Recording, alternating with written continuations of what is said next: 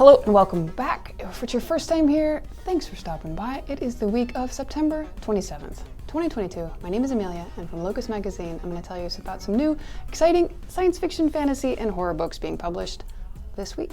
It is Tuesday. Books are published on Tuesdays, usually. And Tuesday is, of course, named after the goddess Tu.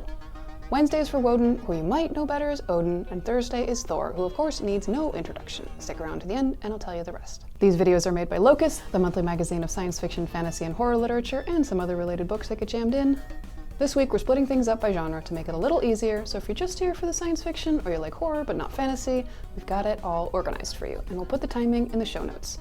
Horror has stepped it up for the season, so brace yourself. Starting with science fiction books again this week, we have 5 science fiction titles. A couple of established authors to start. We have from British hard SF author and botanist Paul Macaulay, we saw Beyond the Burn Line from Gollancz in hardcover, ebook, and audio. This is a far future SF novel. So it's Earth, but humans are no longer in the picture, and the ruling species, who happen to be bears, have been largely wiped out by a mind-damaging plague, and their previous slaves, who were raccoons, have built a peaceful society. The story is about a scholar named Pilgrim Saltmire who is busy looking into sightings of strange visitors and trying to figure out who they are and what they want.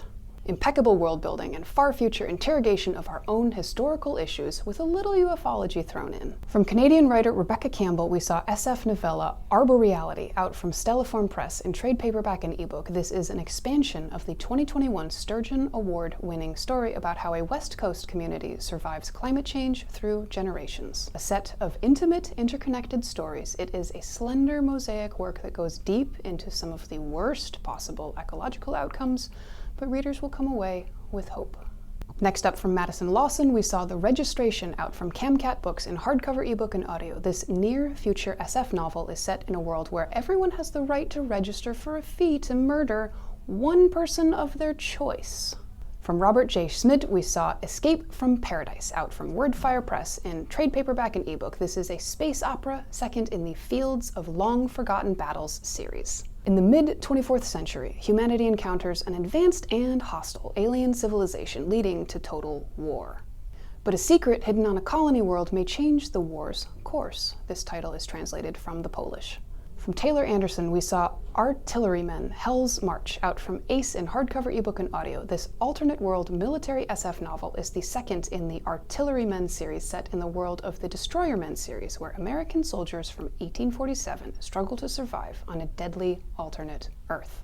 Next up, we'll cover horror. I have 8 horror titles to tell you about. With Halloween coming up, these publishers are probably trying to get us in the mood for a good scare. From Hiron Ennes, we saw the debut novel Leech out from Tor.com in hardcover, ebook, and audio. This is a post-apocalyptic gothic SF horror. A medical institute has lost one of the bodies it uses to replace human doctors to protect the species from apocalyptic horrors their ancestors unleashed, but a parasite is spreading through the castle. Tamsin Muir calls it a wonderful new entry to gothic science fiction, impeccably clever and atmospheric. Think Wuthering Heights with worms. From editor Dan Coxon, we saw horror anthology Isolation out from Titan Books UK in trade paperback and ebook. This has an impressive set of authors contributing 18 stories total, and if you dig horror and dark fantasy and you haven't heard of these writers, you should, and this is a great way to find new people to read. Authors include Nina Allen, Ramsey Campbell, M.R. Carey, Joe Lansdale, Tim Leben, Ken Liu, A.G. Slatter, Michael Marshall Smith, and Lisa Tuttle. On his website, editor Dan Coxon describes it like this: riffing on our experiences during the COVID-19 lockdowns, but exploring isolation in all its forms. It feels hugely timely. From Ainslie Hogarth, we saw Motherthing out from Vintage in trade paperback, ebook, and audio. In this ghost story / horror novel, Abby struggles with her cruel mother-in-law, and things just get worse after she dies and comes back as a vengeful ghost. The author's Twitter page includes a recipe for Jell-O salad inspired by the book Lime Jell-O with pineapple and boiled shrimp. And that's horror enough right there. Okay, next up from Alexis Henderson, we saw House of Hunger out from Ace in hardcover, ebook, and audio. This is a gothic horror novel about an impoverished young woman who applies to be a blood maid whose job is feeding debauched vampiric nobles. From Rin Chupeco, we saw The Sacrifice out from Source Books Fire in hardcover, ebook, and audio, a young adult horror survival story about a legendary curse killing off a Hollywood film crew one by one on a Philippine island. From Laura Cat Young, we saw The Butcher out from Titan Books UK in trade paperback, ebook, and audio. In Settlement 5, petty crimes are punished by dismemberment, and it's the butcher's job to extract the penalty. Lady May inherits the position as a teen when her mother is executed for refusing to butcher a 6-year-old boy. From Ginny Myers Sane, we saw Secrets So Deep out from Razorbill in hardcover, ebook, and audio. This is a young adult horror novel and supernatural thriller about a teen investigating her mother's death that happened 12 years before. From Alison Ames, we saw It Looks Like Us out from Page Street in hardcover and ebook, another young adult body horror novel. 5 students interning at an Antarctic research base face something that wants to kill them and can change its shape to look like any of them. Finally, we'll tackle fantasy. I've got 7 new fantasy titles I'm going to tell you about that are coming out this week. From the New York Times bestselling author Naomi Novik, we saw The Golden Enclaves out from Del Rey in hardcover, ebook, and audio. This is a fantasy novel, the 3rd and final volume in the popular Sholomance trilogy following A Deadly Education and The Last Graduate. Elle, determined to save Orion, uncovers horrifying secrets about his family and the dark forces that underlie the powerful wizard enclaves. This series comes highly recommended by Locus reviewer Adrian Martini, who says, "The story is one that rips along like a force of nature. In the abstract, this is a story about relying on others, but in the concrete, it is about how to survive when the odds are against you." From Neon Yang, we saw The Genesis of Misery out from Tor in hardcover, ebook, and audio. This fantasy space opera is inspired by the story of Joan of Arc. Misery no Maki, a nobody from a mining planet, has powers only saints should have, leading to rumors Misery is the next Messiah. From Alexandra Pierce's review in Locus, a reader need not have any knowledge of Joan of Arc to enjoy The Genesis of Misery. The complexities of Misery as a character, the intricacies of the relationships she builds, generally fraught with suspicion, the space battles, and the depths of world building are all immensely rewarding in and of themselves.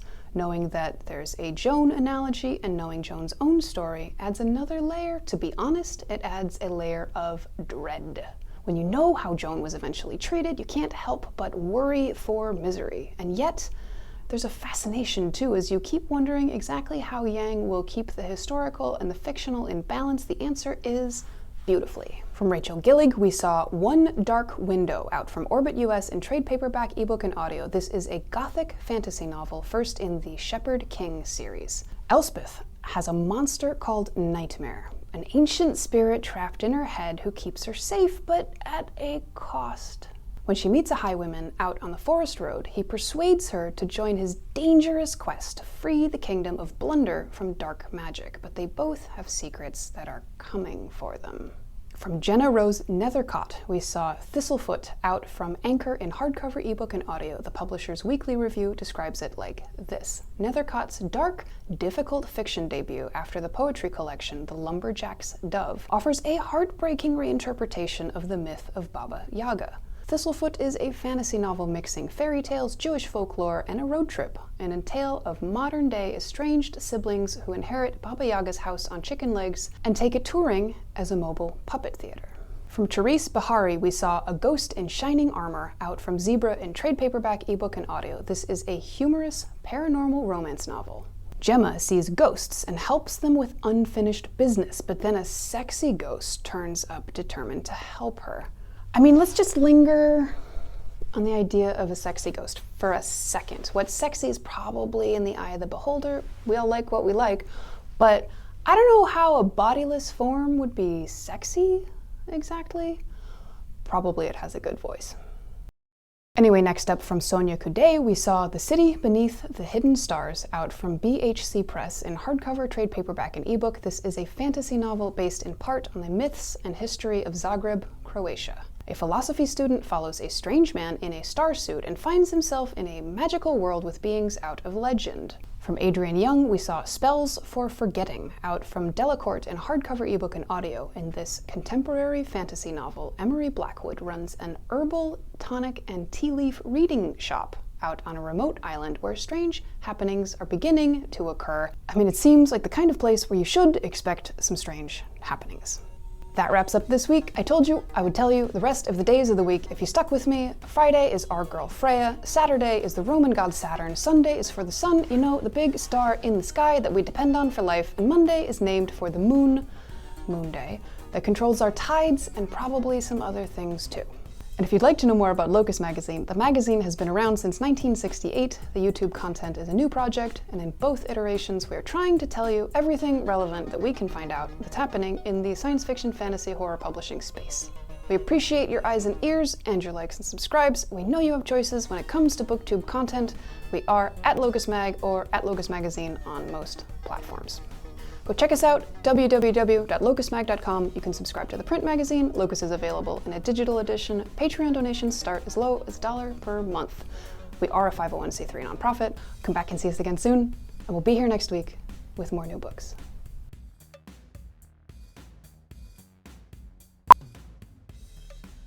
The author's Twitter page includes a recipe for Jell-O salad inspired by the book. Oh, I definitely heard that. They're backing the trucks out to go fill them with diesel in case the apocalypse comes. Hang on, don't put that in.